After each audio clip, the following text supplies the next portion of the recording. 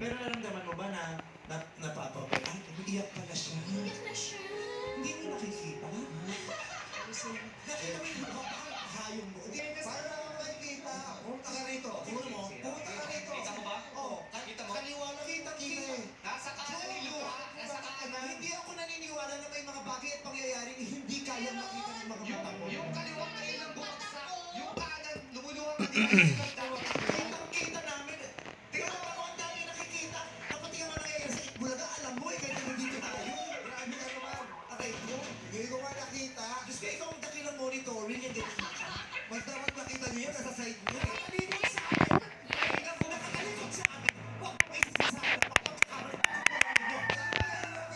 Ito yung lag. Nakikita ko, nakikita ko. Ang lag.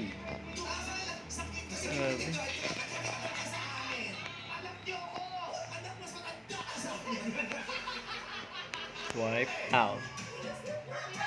Tapos na. Send daw si Ate Jen, sabi ko 6 months to pay anak ko niya. Send daw ako ng gold, pinaanan daw siya iba. 6 months to pay? Ako nga, 6 months, inuha ko kasi Ate Grace 6 months to pay niya, pero mga tulong niya. Kasi siya katapos ng bagari, tulong niya, nakukuha niya ang item. Nagpadara daw siya. Nanulugi daw siya ta. Nagpadara pa kay Ate Rhea. Nagdudog. Pinasipig, pagpadara sa gold. Kaya kinakamalbaga. Hindi ko kasi alam na gano'n. Pero, Tawag ko sa niya, pag bakal ko na ubos, kumari na, kung siya sabihin. may idea ako kasi hindi ko alam na gano'n pala. Sana sinabi mo sa akin. Yan lang.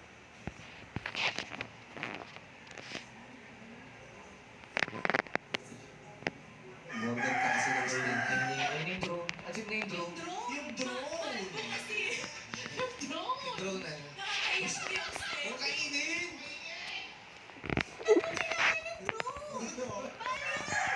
Tugas ko ba?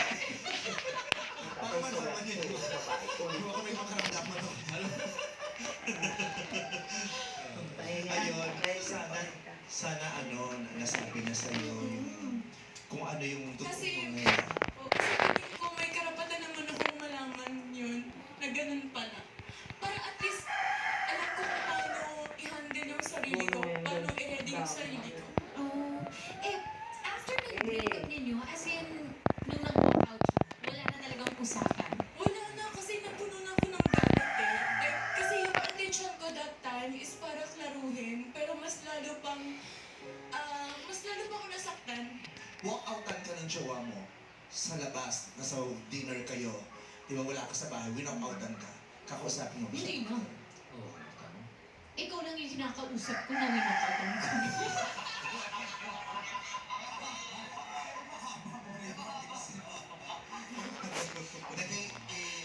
Dahil sa watermelon shake, nag-walk-out siya. At ang masakit dun, di ba? Kung sino may kasalanan.